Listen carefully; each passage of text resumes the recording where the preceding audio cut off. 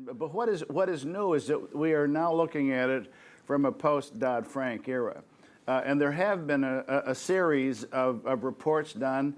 There is some similarity to a number of the reports. But this was, we just have witnessed and experienced, many of us, and if you're in this room, there's a likelihood that you were deeply engaged, at least intellectually, in what was happening with Dodd-Frank. And I think that this is, we're now in the immediate aftermath and saying, is there any unfinished business? And clearly it's the unfinished business that is, it's more unfinished than new, I think, Phil, is the way I would characterize it. But if you go back to one of the other points that you made, a very important point, that the entire regulatory structure at the federal level is in response to a crisis.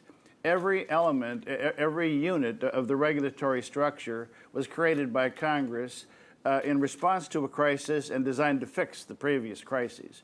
And as a result, we had this episodic development of regulators, and the efforts to coordinate or consolidate them have had, frankly, very little in the way of constituency. There is no greater loyalty than that of the functionary for the function. And you really see that when you talk about any sort of a regulatory confluence or consolidation. And I think that even with Dodd-Frank, it eliminated one regulator and created three new ones. That's hardly the direction that you would go to. And I think both Dodd and Frank would acknowledge that the regulatory structure piece was for very important pragmatic reasons left off the table. I said that there isn't a great constituency for regulatory reform, and the proponents of the existing regulation would crawl through cut glass from Chicago to try to preserve what is there.